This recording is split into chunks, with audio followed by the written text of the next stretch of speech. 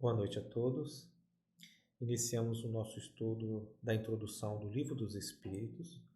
Essa noite, o nosso estudo é do item 13 e a abordagem que Kardec faz nesse tópico é sobre um questionamento que surge naturalmente quando começa a se fazer um estudo sistemático das mensagens que vêm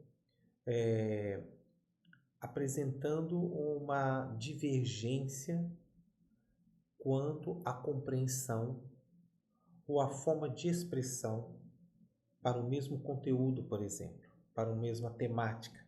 Imaginemos, por exemplo, a situação em que, dialogando com diversos espíritos, e nós perguntemos sobre um conceito ou uma definição de alma.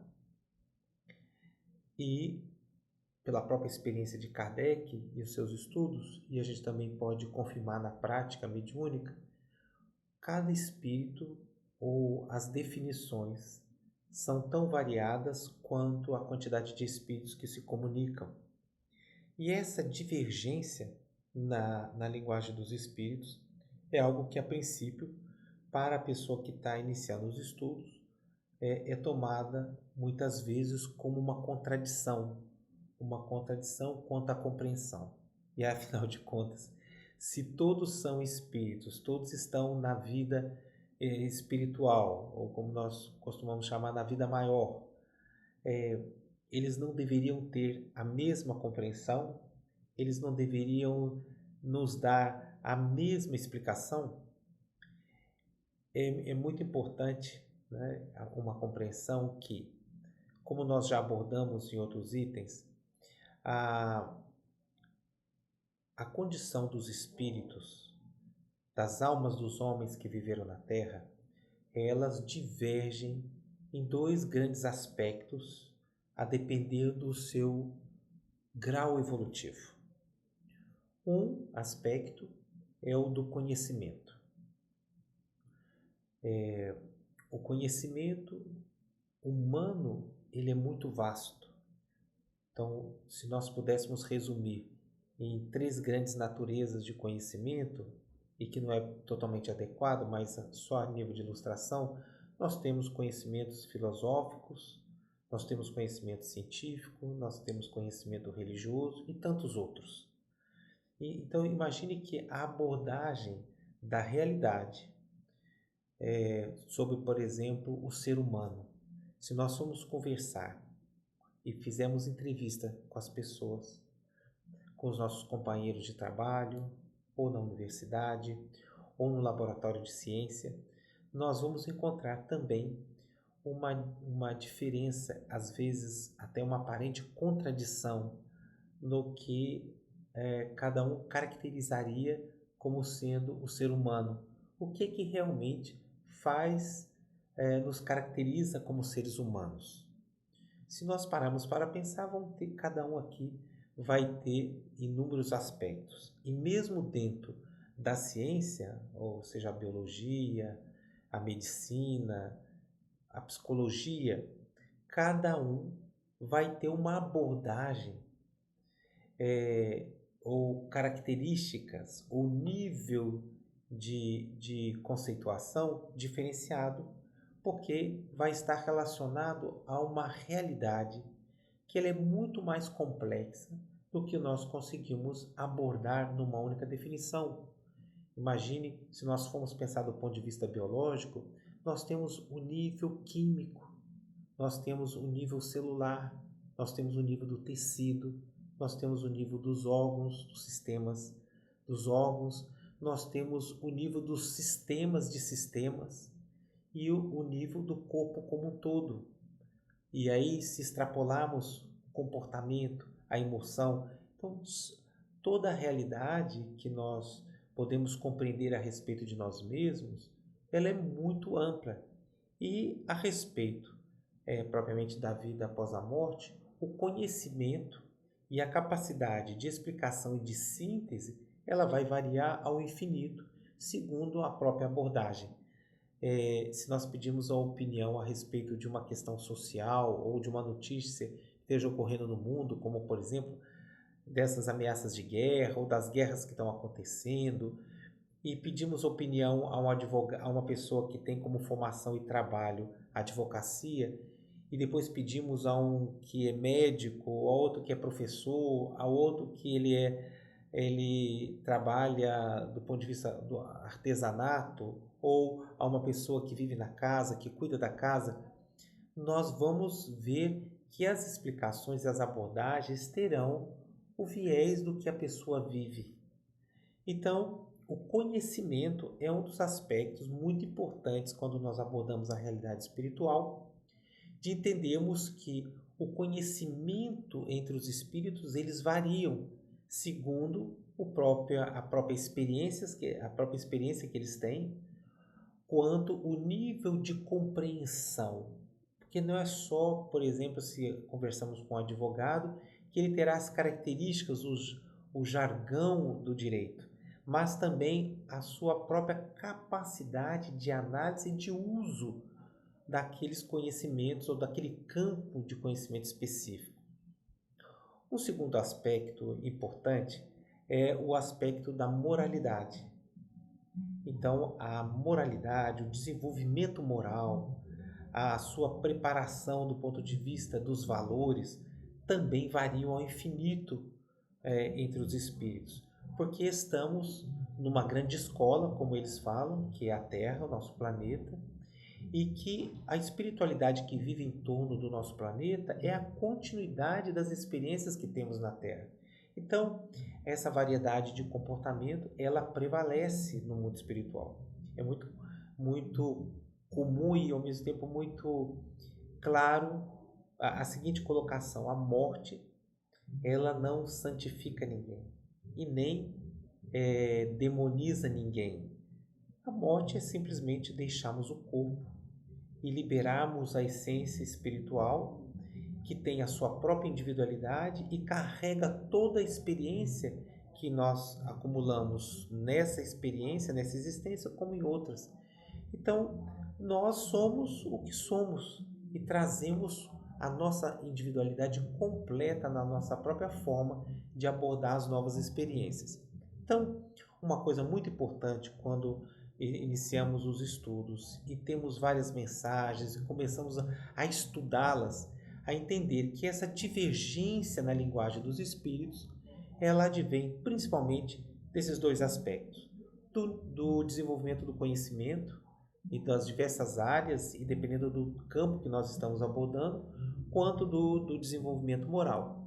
E daí é muito importante que a gente tenha em mente, quando nós estamos dialogando com os espíritos, ou estamos fazendo os estudos junto com eles, é que nos perguntemos a quem nos dirigimos, a quem nos estamos dirigindo, para entendermos de uma maneira contextualizada o ângulo, o ponto de vista, o fundamento que aquele espírito está trazendo. E essa divergência e essa diferença, ela é tão importante que Kardec, num dos seus estudos, ele mostra que para conhecermos o mundo espiritual antecipadamente, não é suficiente ouvirmos um único espírito, ainda que ele seja um espírito muito evoluído, porque ele vai inevitavelmente falar da sua própria realidade, no campo que envolve a sua experiência na vida após a morte. Então, ele cria o seguinte exemplo, a seguinte analogia. Imagine que nós estamos a visitar uma cidade, uma metrópole, com toda a sua complexidade, e queremos conhecer a cidade e quiséssemos compreendê-la em profundidade, ouvindo apenas um dos seus moradores. É preciso ouvirmos vários moradores daquela cidade, e não apenas de um nicho social, de um nível social, de um campo cultural. Nós vamos precisar ouvir desde o político, o letrado, o professor, o morador de rua, todos, porque para compreender aquela sociedade e na sua complexidade, todos contribuem, porém, com cuidado de entender que cada um segundo o seu nível de esclarecimento e de desenvolvimento moral, dará uma abordagem mais ou menos consistente, mais ou menos coerente. Esse é um aspecto muito importante. Uma outra coisa que Kardec coloca nesse item é que o estudo do Espiritismo ele é imenso, porque ele interessa a todas as questões da metafísica e da ordem social. Então, todas as questões filosóficas, todas as questões existenciais, todas as questões do relacionamento humano, do relacionamento do indivíduo com ele mesmo, faz parte e é afetado pelo estudo do Espiritismo. Como o próprio exemplo que nós colocamos, essa complexidade social que se desdobra no mundo pós-morte. Então, é um estudo muito amplo, que demanda, de novo, reforço de tempo, paciência e metodologia, para poder, por exemplo, entender que mesmo entre os espíritos superiores, a contradição ela é mais aparente do que real, visto que o que nós temos é muitas vezes a forma, as palavras que são utilizadas, do que propriamente a lógica e o conteúdo profundo. Então, se nós perguntássemos a eles, aos espíritos mais nobres, sobre alma, sobre Deus, eles inevitavelmente trariam explicações e abordagens que variam segundo o seu próprio ponto de vista e, ao mesmo tempo, também relacionada à forma como nós nós os abordamos nessa pergunta. E ainda existe um fator muito importante que os espíritos superiores, em especial, eles têm o cuidado, o respeito à compreensão e ao nível de desenvolvimento daquele indivíduo, daquele grupo que faz as perguntas, compreendendo o contexto cultural daquele grupo, daquela sociedade, para poder alcançar a melhor compreensão possível, já que o próprio conceito dos espíritos é que a doutrina, no sentido da revelação dos espíritos, ela é progressiva, ela é contínua, porque depende também do próprio progresso que as nossas sociedades vão alcançando para que as questões possam se aprofundar, conseguindo vencer as questões propriamente dos preconceitos, das convicções muito arraigadas, daquelas que são puramente temporais e culturais e que, com o tempo, elas vão deixando de existir ou vão enfraquecendo a sua força. Como, por exemplo, a situação que nós vivemos no mundo globalizado. A dificuldade que eu imagino quando eu ouço minha mãe falar, por exemplo, das questões da Europa, da Ásia, e isso nós estamos falando há 40, 50 anos. E hoje a capacidade que nós temos de compreender essa diversidade como algo muito mais natural, ainda que reconhecendo que temos um padrão diferenciado e que esse, vamos dizer, é o que nós temos maior afinidade, porque foi onde nós nascemos, é o oceano no qual nós estamos imersos, reconhecemos hoje de uma maneira muito mais fácil, inclusive para as novas gerações, que a nossa cultura, a nossa forma de nos expressar, a nossa linguagem, os nossos valores em especial, eles têm aspectos que são locais, que eles são válidos, são verdadeiros, mas não é a única forma, a única expressão possível. Recentemente, estava na China e eu fiz conexão voltando para o Brasil por meio do aeroporto de Doha. E lá é um hub mundial, internacional, muito importante, relacionado a todas as culturas do mundo inteiro. E no mesmo aeroporto me impressionava as formas provavelmente asiáticas, do Oriente Médio e do Ocidente, que estavam ali mescladas, traduzidas na forma de vestir, na forma de dialogar, na forma de se relacionar e de maneira tão intensa. E eu me impactei com a expressão da diversidade humana, que às vezes a gente está limitado a ver do ponto de vista racial, ou da cor da pele, ou da idade, mas ela é muito mais complexa e, ao mesmo tempo, ela é muito mais rica. Então, essa questão do tema da contradição ele é muito importante. Mesmo, por exemplo, dentro da teorias da ciência, né, da forma deles abordarem, nós vamos encontrar explicações completamente diferentes. Vamos para o campo, por exemplo, da psicologia, com relação ao tema, por exemplo, de aprendizagem. A aprendizagem em si do ser humano, em tese, é para ser um mesmo conceito, uma mesma questão. E, no entanto, ela tem uma diversidade imensa segundo a corrente psicológica que aborda o ser humano. A gente poderia pegar aqui como exemplo três grandes correntes que abordam esse assunto: o behaviorismo, o cognitivismo e o sociocultural ou sociohistórico. Cada uma dessas correntes, elas têm um foco distinto, um foco próprio a respeito da aprendizagem. No caso do behaviorismo, ele está ligado ao comportamento observável. Ele não se questiona a respeito dos processos internos. É através do comportamento e quais são os estímulos que podem fazer as associações relevantes para o reforço da aprendizagem. No caso do cognitivismo, ele está focado nos processos mentais, na parte cognitiva, memória, atenção, resolução de problemas. Então, a abordagem do cognitivismo ela é interna, é sobre as estruturações do indivíduo para a aprendizagem. E temos a sociocultural ou sociohistórica, em que o foco da aprendizagem, o olhar sobre a aprendizagem é do contexto social e cultural. Como é que aquelas relações culturais fortalecem ou enfraquecem ou se comunicam adequadamente com aquele indivíduo a partir da sua própria origem.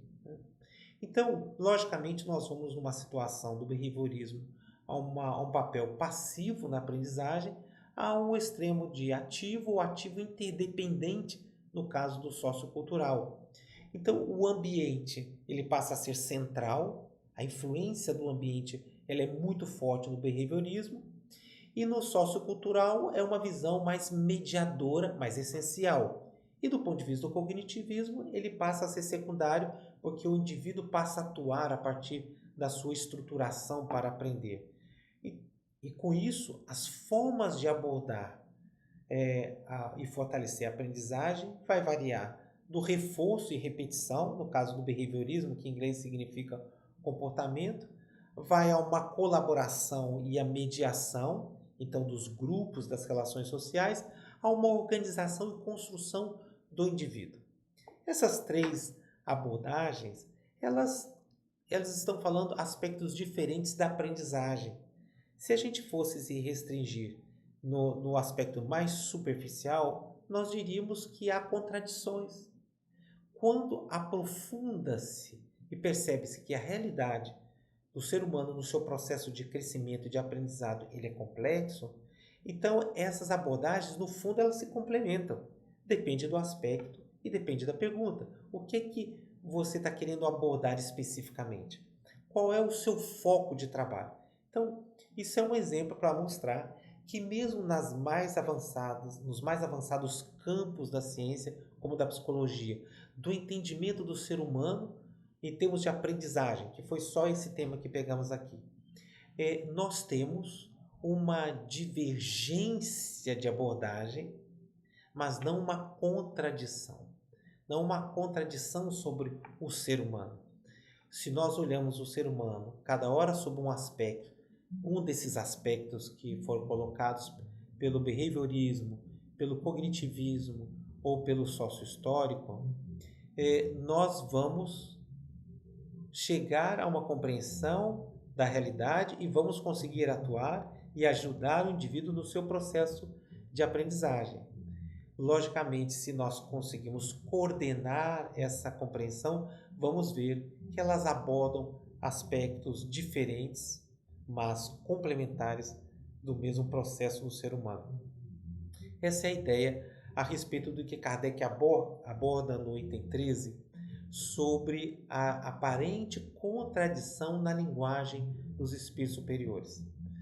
O que se necessita, ele reforça, e é muito importante aqui no nosso estudo, é que essa percepção e essas sutilezas, elas vão sendo compreendidas, verificadas e avaliadas melhor ao longo do processo de estudo e aprendizado, de insistência, de comparação, de pesquisa.